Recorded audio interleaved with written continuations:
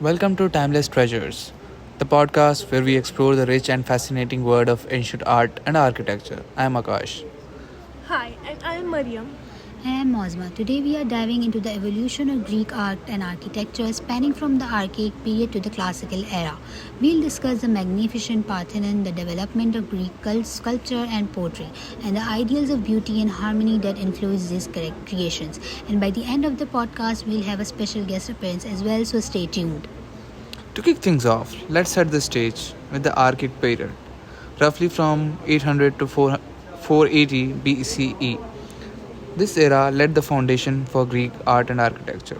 Mariam, can you tell us some key characteristics of this period?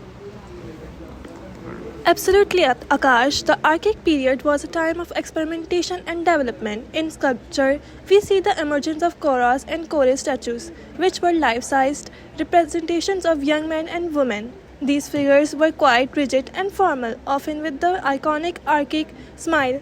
The architecture was equally formative with the development of Doric and Ionic orders. That's absolutely right, Mariam. The Doric order, characterized by study columns and plain capitals, became a staple of Greek temples.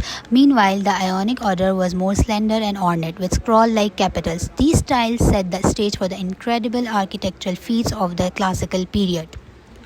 Speaking of the classical period, which spanned from around 480 to 323 BCE, this is where Greek art and architecture truly flourished. The Parthenon, for example, is a masterpiece of this era. Mazma, can you give us some insights into this iconic structure? Okay, well, the Parthenon is indeed a marvel of classical Greek architecture, built between 447 and 432 BCE on the Acropolis of Athens. It was dedicated to the goddess Athena. The Parthenon epitomized the Doric order, but it also incorporates some Ionic elements, blending strength with elegance. The precision in its proportions and the subtle curvature of its columns reflect the Greek ideals of harmony and balance. And let's not forget the stunning sculptures that adorned the Parthens. The frieze and the metaphors depicted various mythological scenes, while the pediments illustrated the birth of Athena and the constant between Athena and Poseidon. These works showcase the advanced skill and creativity of classical Greek sculptures. Greek sculptures truly evolved during the classical period. Every archaic stiffness gave way to more naturalistic and dynamic forms. Sculptures like Phidias, Myron, and Polyklotos mastered the depiction of the human body in motion. Mariam, how did these artists influence the portrayal of human figures? These sculptures revolutionized the representation of the human body. Polyketos, for example, is famous for his work Doryphoros, or Spear Bearer, which exemplifies his canon of proportions. He introduces the concept of contrapposto, where the weight of the body is shifted onto one leg, creating a more relaxed and natural stance. This technique conveyed a sense of movement and lifelike presence. Okay, that's too much of a Greek vocabulary for today's conversation. I hope the audience is getting it. But also, guys, you can always do more research on anything you want to find out about. Now, moving on to the poetry. Greek poetry also saw significant evolution. Early geometric designs gradually became more intricate with the introduction of black figure and red figure techniques. These styles allowed for greater detail and complexity in the depiction of mythological and everyday scenes.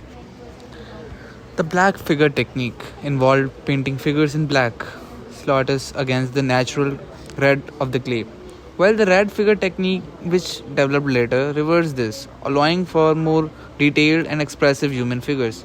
Poetry was just not fictional, but also a canvas for storytelling. Moving forward to Greek art and architecture, we were deeply intertwined with their ideals of beauty and harmony. The concept of symmetry or balanced proportions and cosmos or order were central to their aesthetic. These principles were not just limited to visual art but extended to their philosophy and way of life. Indeed, you guys are right. The Greeks believed that the beauty and harmony were reflective of a deeper truth and order in the universe. The pursuit of perfection influenced not just their art and architecture, but also their philosophy, science, and politics.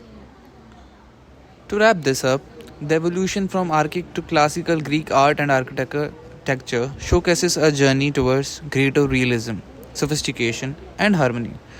The Parthian, the Greek sculpture and pottery remains timeless examples of their quest for beauty and balance.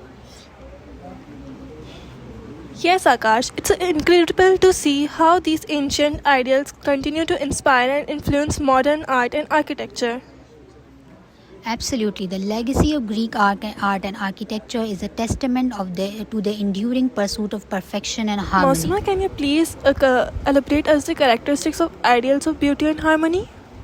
Sure, Mariam, there are many characteristics, but three of the most significant characteristics of these ideals are number one, proportion and symmetry.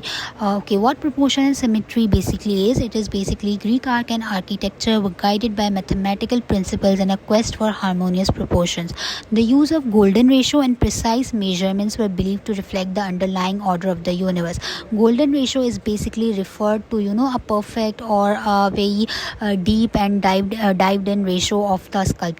The other would be idealized forms. Both in sculpture and architecture, the Greeks sought to represent idealized forms.